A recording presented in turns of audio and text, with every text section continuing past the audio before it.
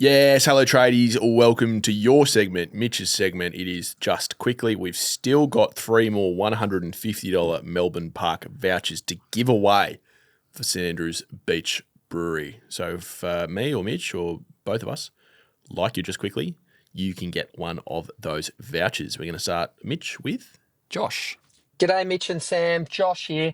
Just quickly, I wanted to gather your thoughts on, did Hawthorn Football Club put too much salary cap space into both Battle and Barras? Late last year, they had Frost and Sicily playing great footy in defence. Seemingly, they didn't need 2 new key defenders, but nevertheless, they did that anyway. And do you think they should have put their resources into other players, midfielders?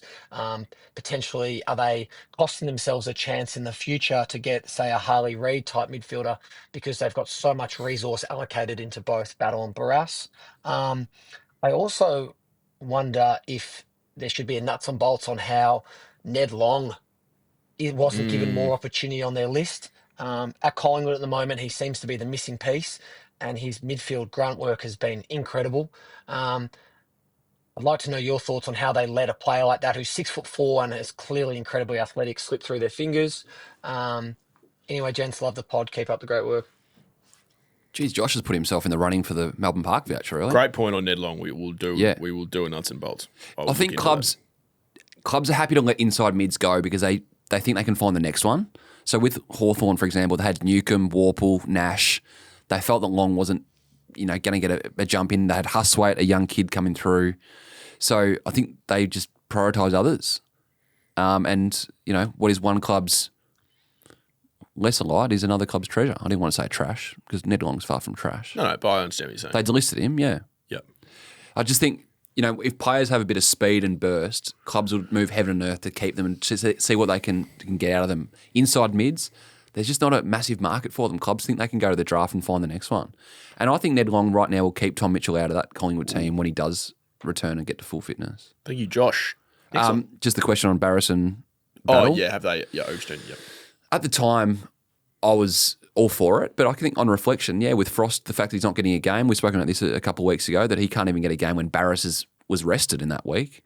I think it hasn't worked with Sicily. So with bringing Barras and Battle in, you were hoping that Sicily might be able to go forward or even a Hardwick and nail down that spot. That hasn't really worked. So I can understand the questions around it.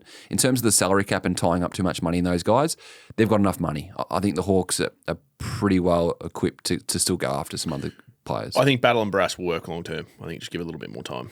Thank you, Josh. Kane is in Canberra. Hello, boys. Just quickly, listening to your conversation about the buy round, and I agree at the moment it's done really poorly. And I think what could be done is the King's birthday weekend could be turned into something pretty big.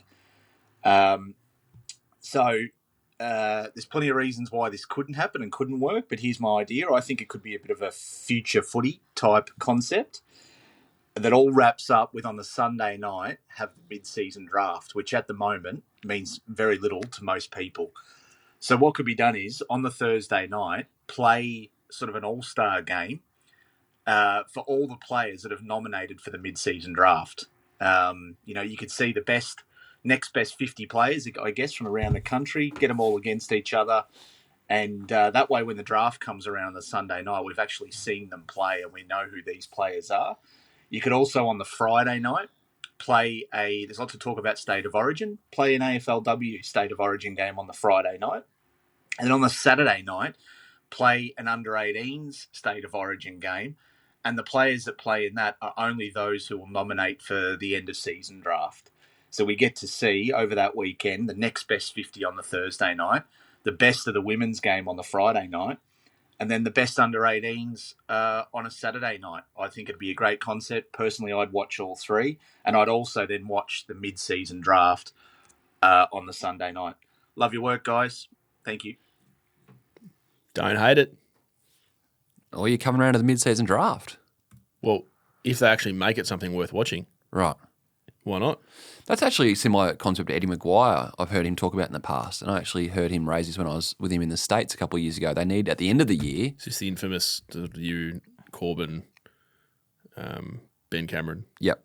Wandered in there at 11 p.m, didn't walk out till 3 a.m? Not far from the truth. Yep. And he's big on at the end of the year having a draft, having a game for all the players that get overlooked in the draft to put them on the map a bit. I like it from Kane. I like it. He's thinking outside of the box. Noah. Hey boys, first time, long time.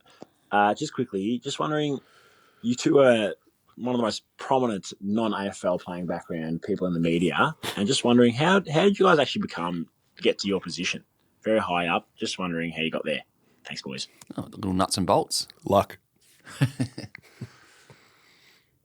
You tell your story.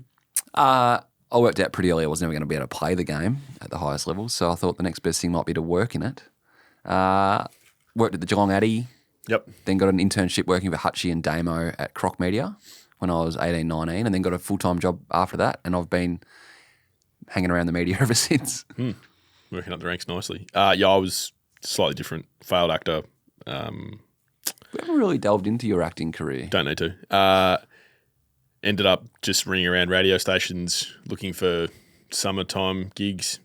Little Lana Del Rey there, summertime status. Got one for 3AW, answering phones. Answering phones became producing. Producing became the newsroom. Newsroom became on air. Yep. Just kind of worked out that way.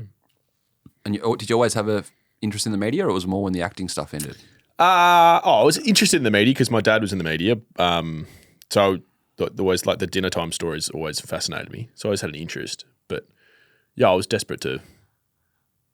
I wanted to go to Hollywood, but sometimes you just got to settle, don't you? James Podsielli became an AFL player at 28. I see you saying there's still time for me. Yeah. Okay, sure. Thanks for the interest, Noah. And we might finish with Muzza. Hey, boys, just quickly. Sam, This sounds like a you setup. were asked last week in this segment, just quickly, who's your favourite role player in the comp? And I was expecting you to name a player that, milked the cows as a kid and, came from a rough and tough upbringing, but, on a farm, a Ben Cunnington type, a Sammy Durham, a good country kid. Instead, you went for Christian Salem. Now, Mitch, I appreciate what you do. You look after us tough hard men and Mitch's men. But Sammy, come on, mate. Give us a good hard man that you enjoy watching in the AFL. Fair dinkum, mate. Christian Salem, your favourite role player. A nice looking left foot kick. Come on, I want a good in and under contested player. What? Why does his background matter if he's in role player or not? I'm so confused. Just was a hard man.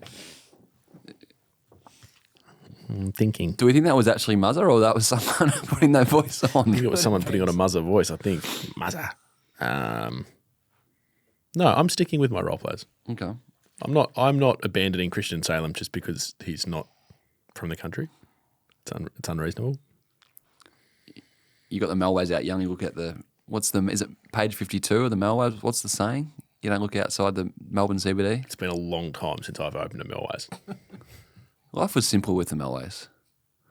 Life was simpler 10 years ago. Yeah, without socials. We don't have them. I know, but life was simpler. Josh, is he getting our I think Josh gets the St Andrews Josh, Beach Brewery? well done. Go use it down at St Andrews Beach Brewery. I think you can use it down in Fingal or at the new one at Melbourne Park, where Mitch and I frequent. Have $150 on us to spend. Thanks for listening to Just Quickly.